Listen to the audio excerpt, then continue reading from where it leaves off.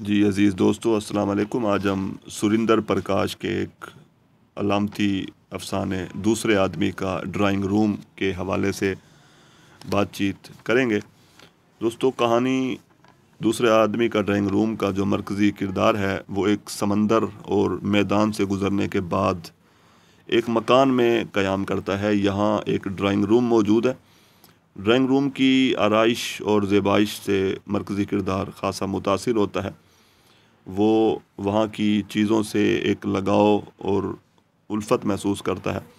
وہ آتش دان اور گلدان کو چھو کر دیکھتا ہے، ایک تصویر کو ہاتھ لگاتا ہے اور تصویر ہاتھ لگنے سے نیچے گر کر ٹوٹ جاتی ہے۔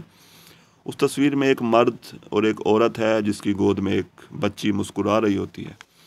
یہ منظر اس افسانے میں ایک خوشحال گھرانے کی علامت کے طور پر پیش کیا گیا ہے۔ اسی دوران اس مرکزی کردار کو برآمدے میں کسی لاٹھی ٹیک کر چلتے شخص کی آواز سنائی دیتی ہے۔ وہ اس کا پیچھا کر کے اسے پکڑنے کی کوشش کرتا ہے مگر ناکام رہتا ہے۔ اسے اس دوران ایسا خیال آتا ہے جیسے ایک سانپ اور ایک عورت انگڑائی لے رہی ہے اور بچی جو ہے وہ کھیل رہی ہے۔ وہ بڑی حسرت سے یہ خواہش کرتا ہے کہ کاش یہ ڈرائنگ روم اس کا ہوتا، اس کی چیزیں اس کی ہوتی۔ اسی دوران وہ رونے لگتا ہے اور وہ اس شخص سے ملاقات کا منتظر ہوتا ہے جس کی آواز اسے سنائی دی تھی۔ اچانک اسے آواز سنائی دیتی ہے کہ چلو دیر ہو رہی ہے۔ وہ بڑی حسرت بھری نگاہوں سے ڈرائنگ روم دیکھتا ہے، پھر اسے آواز سنائی دیتی ہے کہ یہ سب تمہارا ہی تو ہے مگر اب مہلت نہیں ہے۔ اور اس مرکزی کردار کو کسی انجانی شے کے کھو جانے کا افسوس جو ہے وہ رہ کر ستانے لگتا ہے۔ افسانے کا مرکزی کردار اپنے ماضی کو یاد کر کے اکثر غمگین رہتا ہے اور جو کچھ اسے حاصل ہوا اسے وہ یکسر نظر انداز کر کے اپنے مستقبل کے بارے میں خوفزدہ رہتا ہے۔ افسانے میں ڈرائنگ روم کو زندگی کی علامت بنا کر پیش کیا گیا ہے۔ بے یقینی اور بے خبری کا احساس افسانے کے مرکزی کردار کو ایک نامکمل خواہشات کی گہری دلدل میں دھکیل دیتا ہے، اور وہ سب کچھ ہوتے ہوئے بھی کسی انجانی کمی کے درد سے اور کرب سے گزرتا ہے۔ ڈرائنگ روم میں ایک گھڑی مسلسل چل رہی ہے جو کہ وقت کے تہذیبی زوال کی علامت ہے۔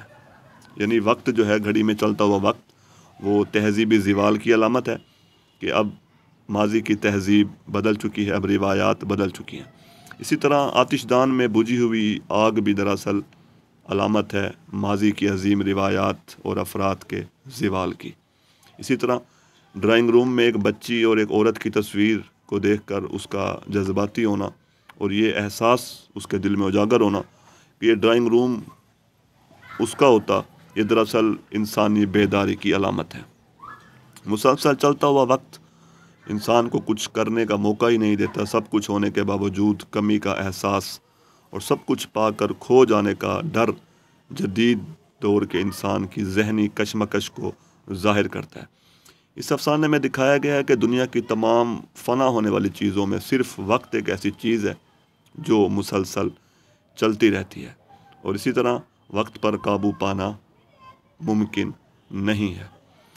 یہ ایک علامتی افسانہ ہے اور اس میں پیچیدہ قسم کی علامتیں ہمیں دیکھنے کو ملتی ہیں۔ پیچیدہ علامتی نظام ہے اس میں، شخص کے پچھتاوے کا احساس بھی نمایاں ہے، اور اس میں جو اذیت اور کرب ہے وہ اجتماعی نہیں ہے بلکہ وہ انفرادی جو ہے وہ اذیت اور کرب ہے۔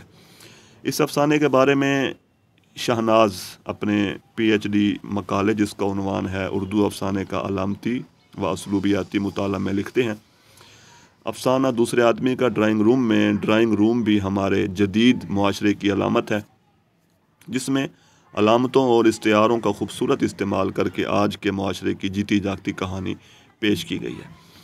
افسانے میں دکھایا گیا ہے کہ قدیم دور کا جو انسان تھا وہ رفاقت اور اپنائیت کا احساس رکھتا تھا۔ چنانچہ قدیم دور کا انسان رفاقت اور اپنائیت کی علامت ہے، جبکہ جدید دور سے اسے جب رخصت ہونا پڑتا ہے، یعنی کہ ڈرائنگ روم سے جب اسے رخصت ہونا پڑتا ہے تو گویا یہ جدید معاشرے سے رخصت ہونا ہے۔